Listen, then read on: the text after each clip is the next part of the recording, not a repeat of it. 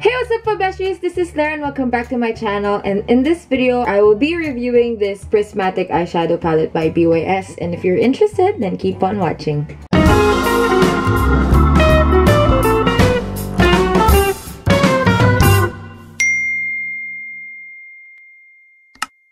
Can't see anything right now, so I'm gonna wear my contact lenses. This Opti-Free Pure Moist All Day Comfort. Right, ayan, nakikita ko na yung monitor ko. Oh, yan, this is the pudding cream. Free sa akin, nung binigay sa akin for free. Cream. Ooh. So, it's a pink scent. Prep na yung skin. Yan lang muna ang lalagay natin. Alright, so this is the Prismatic palette. Like the unicorn one, meron siyang mirror dito, and so we will remove the seal. Ooh, glory gold shimmer. Yan, parang orangey. Mellow is like shiny pink. Marvelous. It's like purple, dark purple blue shimmer. Parang may red sa ilalim, tapos may green na ano, na glitters. Yan. So they're all shimmers. Parang mermaid blue na shimmer. And then last is, ooh, ito parang prinsesa ka lang.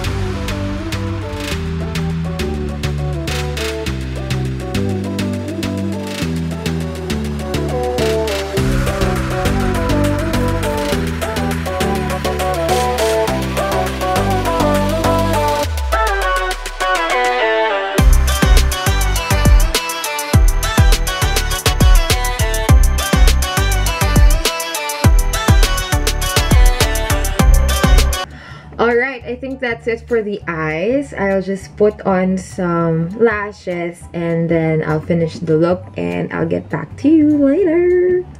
So this is the final look, guys. Just played with my hair and then curled it in the bottom, and yeah, ready na ako pumuntang kasal.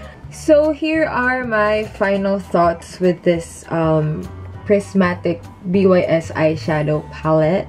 Again, I like the big mirror here in the packaging kasi it's very convenient. May palette ka na, may mirror ka pa na malaki. Ayun, kaya ako siya binili kasi I need shimmer, glittery, ek-ek.